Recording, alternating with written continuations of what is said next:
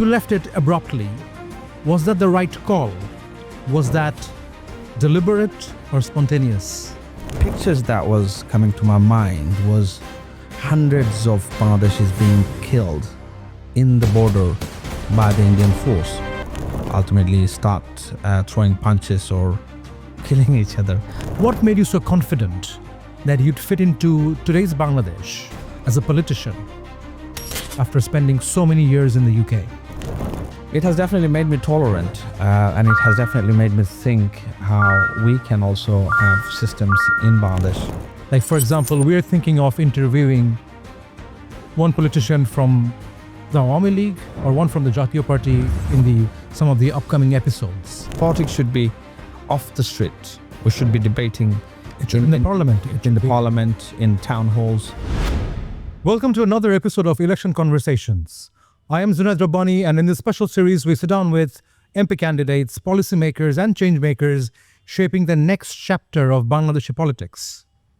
My guest today is a Bangladeshi British politician who once served as a councillor in the London borough of Tower Hamlets and now has returned back to Bangladesh to enter the political arena. He's one of the founders of NCP and now is serving as the organizing secretary for Sylhet Division. My guest today is Ehtasham Haque. Great to have you here. Thank you for having me. You bring a fresh new perspective shaped by British life, diaspora politics, and grassroots activism. But let me start off with one of the viral videos that has been circulating on internet for the last couple of days. You recently walked out from a TV talk show arguing with an anchor about hosting a session alongside a Jatiyo Party politician. And you left it abruptly. Was that the right call? Was that deliberate or spontaneous? It was definitely spontaneous. I have to give you the context, which I've sort of expressed before I walked out from the studio there. As history records, Jatiyo Party as a party operating in Bangladeshi politics have clearly proved its loyalty to Delhi. It takes its instruction from Delhi. GM Kader went to Delhi, came back, and he declined to even tell the nation what was the discussion about. Now, Jatiyo Party's another role was to facilitate, to legitimize everything that the fascist Awami League has been doing over the last decades. And the emotion that I went through when I entered the studio and I saw Ms. Shammi was there, a BNP activist, a leader. Myself is there. And then there you have the third person who belongs to a party that has, or that should be tried for treason. The pictures that was coming to my mind was hundreds of Bangladeshis being killed in the border by the Indian force.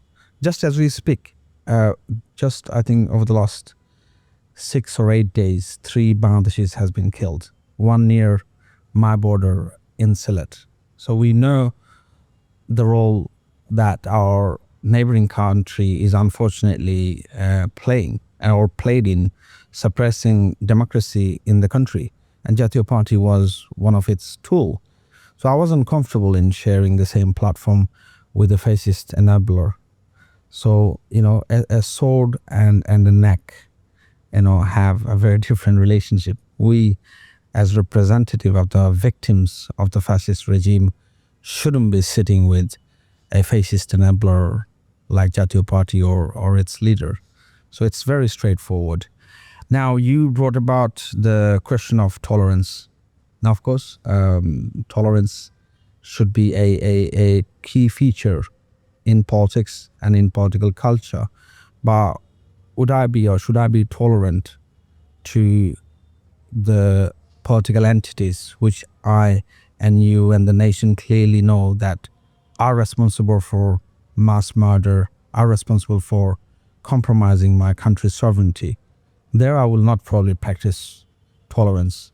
I will be assertive and I will make it absolutely clear that I'm not going to share a platform with such elements. So if I get it right, you're not willing to share space with them, but then how do we get to hear from them at all? Like, for example, we're thinking of interviewing one politician from the Awami League or one from the Jatiya Party in some of the upcoming episodes. Should we not give them space at all? Or is it just you don't feel comfortable sharing a space with them? How would we engage with them at all? Or for that matter, with any opposing voice? You see, so first of all, they shouldn't be given a platform where you're treating all other political entities as legitimate platforms. I don't think. For an example, would you be putting a terrorist entity with other political individual or parties on the same platform discussing about the future of the country? You wouldn't. Yes, of course, you want to find out their perspective only when probably you find some political parties or entities, they are adhering to very basic norms of politics. These people haven't even apologized. They do not show any remorse for the thousands that has been killed just last year. So why would you invite them in the same platform as the very people who are trying to rebuild the country and who are still mourning the loss of their partymen, loss of the countrymen? So yes, media should exercise its right to hear different perspectives from very different political parties or entities, but not the killers or not those entities who are clearly responsible for mass killing. All right. Ehtasham Haque, we can delve a little further into that, but then I think before that, I would like to get to know you a little better. I'd like the audience to know a little bit better. You left Bangladesh as a teenager, spent a few decades in the UK, and now you're in your early 40s. You're back in Bangladesh, so that's a remarkable journey. But I'd like to know how your life in the UK has shaped you and your worldview.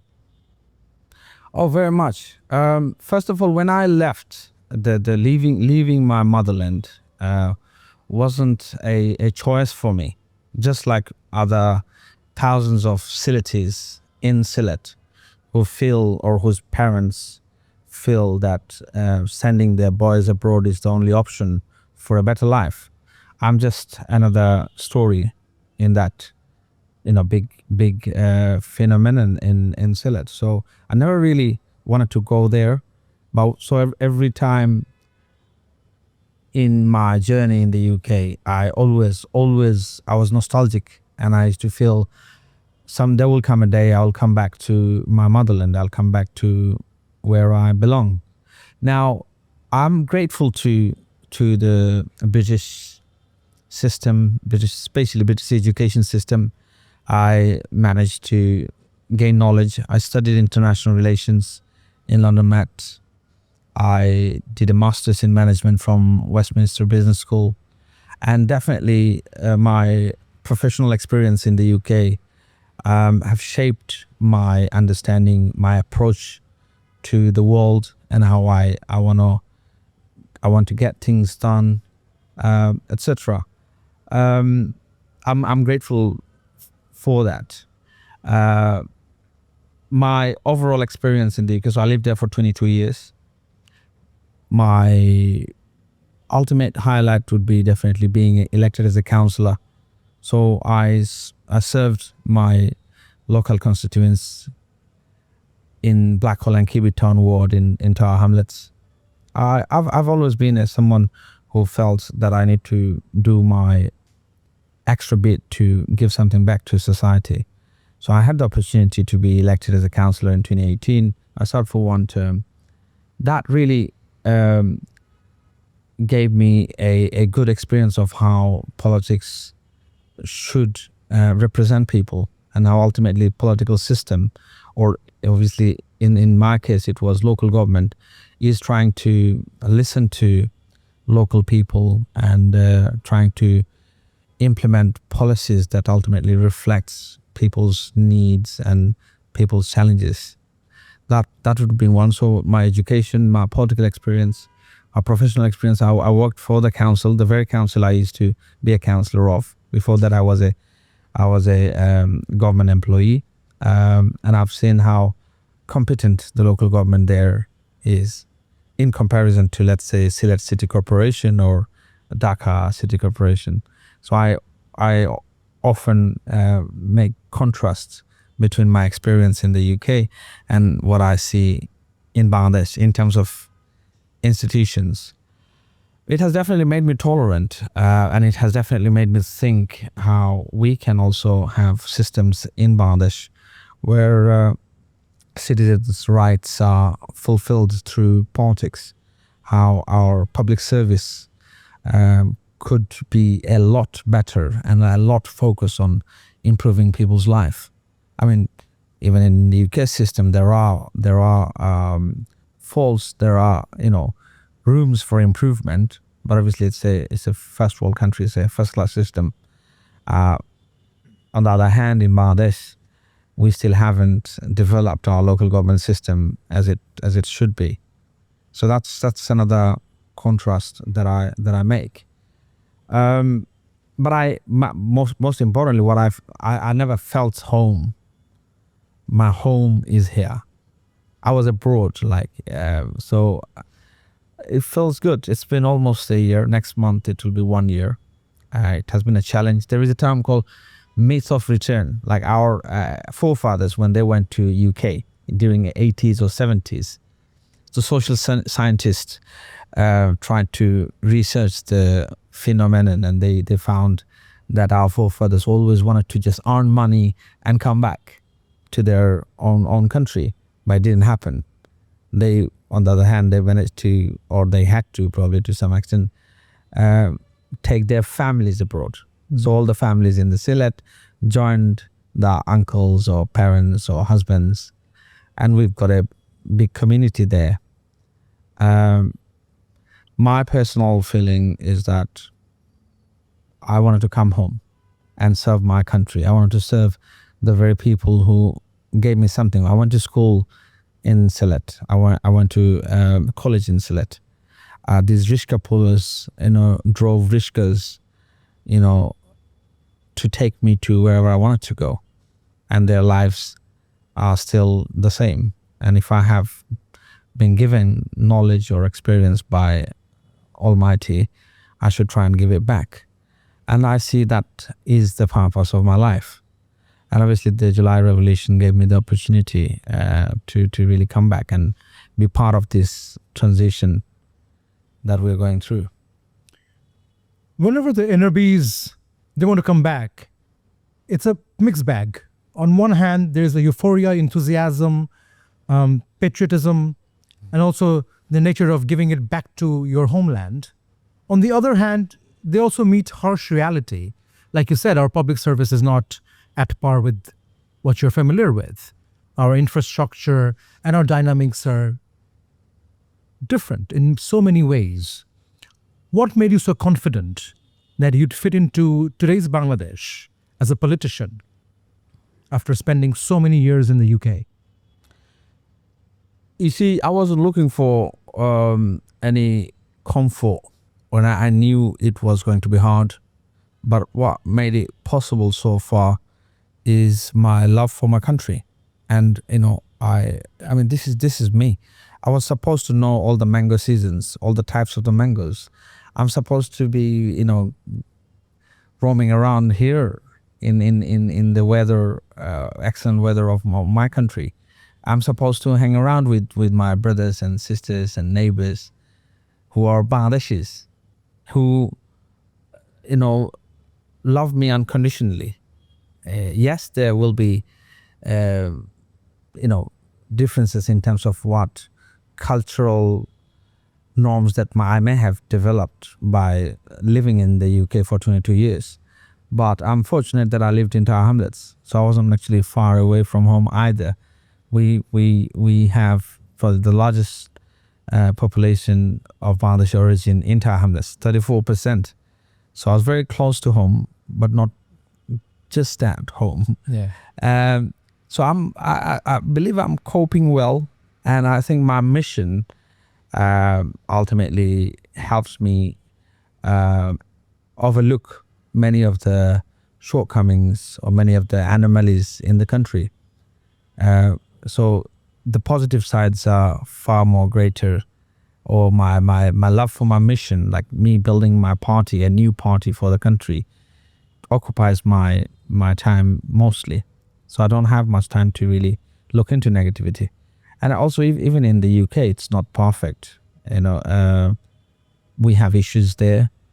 We have security issues. We also suffer from discrimination as Bangladeshis, as Muslims. It's evident in the Western countries how racism is going up. So there will always be issues. I, as an individual, I believe I was born in Bangladesh. I'm Bangladeshi first. Anything else is secondary. And I wanted to come back. And this is the right time. I came back. And I want to give my 100%. Your journey becomes far more interesting because you're not only a British citizen, but then you're a councillor of London Borough of Tower Hamlets. And your wife is also a councillor as well as a cabinet member. What similarities and differences stand out between British political culture and the Bangladeshi one? I'll say British political culture is more formalized, more institutionalized. You have a more mature way of participating in political discourse. So you have political parties which has regular meetings where you can put forward your motions. You're going to have debate, and people will be more respectful to each other. They're not going to ultimately start throwing punches or killing each other. On the other hand, in Bangladesh, obviously, we still have to go through a lot of maturing in how we differ or how we disagree with each other's view of any certain matter. I may disagree with you. That doesn't mean I have to be violent. So political violence in Bangladesh is scary. That's what my mother is mostly concerned about, and she wants me to go back at any cost. But obviously, I declined her request. So in that's one thing. Other thing I would say, in Bangladesh, you have the positive thing is that in Bangladesh you have a very large political community. People really want to see the difference. They want to join the party, want to do things. It's probably because we have mass population. On the other hand, because our livelihood for so many people is directly dependent on who comes to power and how things pan out. So politics has a much more stronger influence in your day-to-day life. And in the UK, it's hard to get people to join politics or to participate. On the other hand, look at Sylhet. Like when I'm about to form committees for NCP chapters, there are so many interests, and how you want to form the committee, you want to make sure you're giving it to the right people with right skill set. So in short, in terms of differences in political culture, firstly, I would say it's definitely the institutions, like how formal your party's activities are, how you're building an organization that conduct politics, or how a political organization is facilitating a population's or a people's political expression. The other big difference is definitely how, as I said, how you express your political opinion. So in the UK, for example, we're very much dependent on the debates happening within the town hall or within the party's internal forum. Very rarely we are doing protests outside. We are writing petitions. We are taking petitions to various forums, like either in local council or many other forums. On the other hand, in Bangladesh, it's immediately taking to the street, which I found quite disturbing at times. Like, I want something from you, or I want something from the government. Probably I should try and, as a political party, I should try and exhaust all other avenues first. I should write to you, put forward my argument, take a delegation there, etc. But we see immediately there is a tendency of going and taking it to the street, obstructing normal, mass populations' daily journey to their workplace or to schools and colleges, and that's got to change. On the other hand, in the UK, we were, or the culture itself inherits that sensibility that our political actions should not impede on normal people's normal life. We shouldn't be obstructing everyday life of ordinary people. It will be counterproductive. In Bangladesh, the political performance is measured by how many people you managed to get on the street, how big your position was, and not, can you see? And that's the tendency, just showing your following through actual street presence. And that's, in the long run, must change. If it's about opinion doesn't mean just I have to just stand on the street and scream. That could be the last resort. Before that, I could write to you. I could find many other ways. There are other avenues. Other avenues. Yeah. We'll probably do that. I'm really trying to, not necessarily educate, probably is not the right word. I'm trying to share that practice. And even in Sylhet, for example, I'm not immediately asking my comrades that let's go for a street protest or misil. We're holding our meetings mostly indoor, and we're strategizing, planning, we're writing letters, we're debating policies, we're printing leaflets that we want to ultimately distribute to people. But it's a long journey. So there's a long way to go. I'm often criticized that you can't just do that. You need to show your presence on the street. Otherwise, you are nobody. Flex your muscle. Flex your muscles, yeah. I find that got to change. And I think as we mature as a democracy, it's going to change. Politics should be off the street. We should be debating in the parliament. In the parliament, in town halls, yeah. in our internal party places, or in media. It doesn't have to be always in the street. The fascinating points. I wanted to hear a little bit more, but then I'll have to come back to Bangladesh now. You were one of the loudest voices calling for reform. Looking at where we stand today, we are recording this in early December. Are you happy with the reforms so far? And if not, what should be the next step, either for the interim government or for the elected government? Am I happy about the reforms? Probably entirely not. But understanding the context and the reality the interim government had to go through, I think, yes, we could have done more. The government could have done more, could have achieved more, which was necessary. So I'm not entirely happy. There are some very positive notes, some very good fundamental reforms has happened. And ultimately, what matters is probably the July Charter. Once the referendum is held and July Charter is implemented, I believe that would be a watershed moment for Bangladesh political discourse, a much needed institutional reform that will change the rule of the game, will mean old political culture has to die out, where you have had political parties completely politicizing big institutions that are fundamental to how you run the state.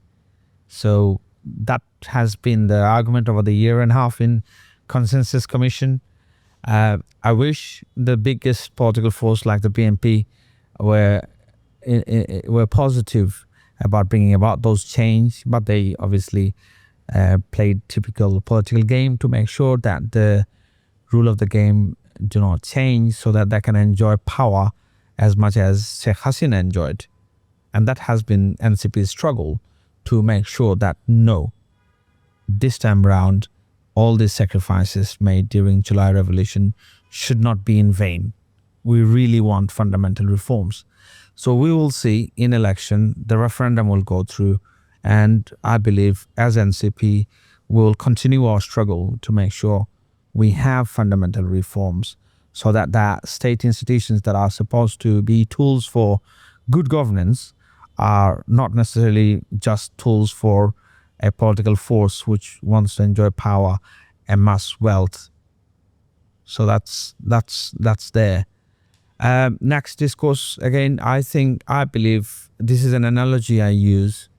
Sometimes I understand a political transformation, a political government immediately is necessary.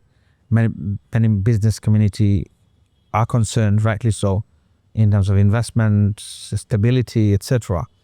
But you see, sometimes this is the analogy I use. You have to fast to improve your immune system in your body.